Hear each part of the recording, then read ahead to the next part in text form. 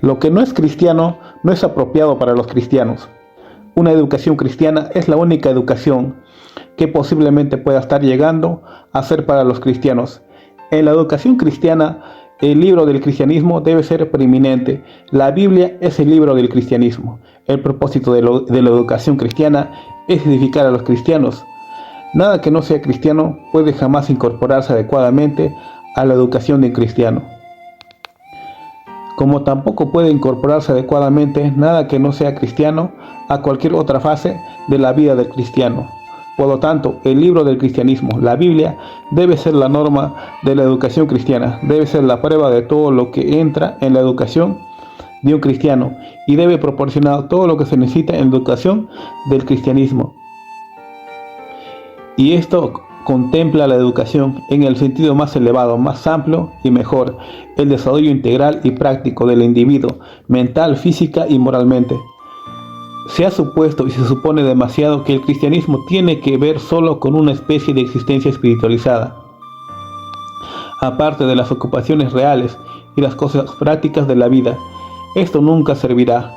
El cristianismo pertenece, en el sentido más profundo, a una fuerza de trabajo vital, en todo lo que con razón puede contribuir a constituir la suma de la vida humana sobre la tierra. Y la educación cristiana es fiel a su nombre y profesión, solo cuando demuestra este poder omnipresente del cristianismo como elemento vital en todo lo que puede entrar adecuadamente en el curso de la vida humana. No se puede negar que la vida de Cristo es la demostración del cristianismo. Él es el hombre modelo, el patrón de lo que todo hombre debe ser para ser un perfecto cristiano. Y es cierto que Cristo, en carne humana, demostrando la vida cristiana en la tierra, se puso en conexión vital con toda relación verdadera de la vida humana en esta tierra. Vino al mundo siendo un niño, creció desde la infancia hasta la edad adulta, como lo hace la gente en este mundo. Conoció todo lo que los seres humanos en este mundo encuentran a medida que crecen. Enfrentó todas las vicisitudes y experiencias de la vida humana, precisamente en cuanto al hecho, como las afrontan las personas para Hebreos 2:17. Le era necesario ser en todo semejante a sus hermanos. Hebreos 4:15. Fue tentado en todo según nuestra semejanza. Y trabajó como carpintero con José, hasta el día en que se mostró a Israel, en la obra activa de su predicación, sanidad y ministerio.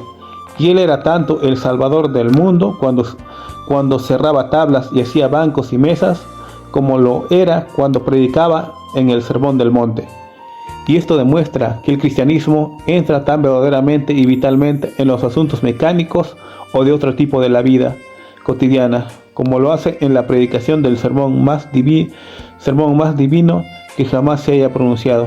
Y sin embargo, en todo esto, Jesús era solo la palabra hecha carne. La palabra de Dios en forma escrita estaba en el mundo antes de que Jesús viniera en carne. Pero por la ceguera y dureza del corazón de los hombres, a esa palabra no se le permitió manifestarse verdaderamente en la carne. Vino para que esto se permitiera. En él, el verbo que estaba aquí antes de que él viniera, se hizo carne y habitó entre nosotros como el hombre modelo. Desde entonces, Jesús fue el verbo hecho carne. Nada apareció en su vida en la tierra que no estuviera ya en el verbo. Y como lo que él era en la carne era solo lo que era el verbo que estaba aquí antes de que él viniera, es cierto que fue por el verbo de Dios, por el Espíritu de Dios, que él fue hecho para ser lo que era en la carne. Y esto demuestra que la palabra de Dios, la Biblia, el libro del cristianismo, contiene aquello que educará completamente a la humanidad en una vida integral y simétrica, que ninguna educación es cristiana si no entra vitalmente en todas las ocupaciones y asuntos de la vida humana sobre la tierra. La vida de Cristo, por lo tanto, tal como aparece en la tierra, siendo la vida solo la expresión de la palabra de Dios, hace que se destaque clara y distintivamente la gran verdad de que la Biblia, el libro del cristianismo, es el mayor elemento educativo, la agencia educativa más grande, el libro educativo más grande del mundo. Por tanto, es cierto que en la palabra de Dios, la Biblia, está escondidos todos los tesoros de la sabiduría y del conocimiento. Colosenses 2:3. Tan verdaderamente como en él, quien en la carne no era más que la expresión de esa palabra. En consecuencia, la palabra de Dios está en orden. 2 Timoteo 3:17. Para que el hombre de Dios sea perfecto, enteramente preparado para toda buena obra. Esta es la posición que ocupa la palabra de Dios como factor educativo en la visión del cristianismo. En la antigüedad y ese eminente cristiano, la estrella de la mañana del cristianismo en los tiempos modernos, John Wycliffe, se hace eco grandiosamente de esta definición. No hay sutileza, ni en la gramática, ni en la lógica, ni en ninguna otra ciencia que pueda nombrarse que no se encuentre en grado más excelente en las Escrituras.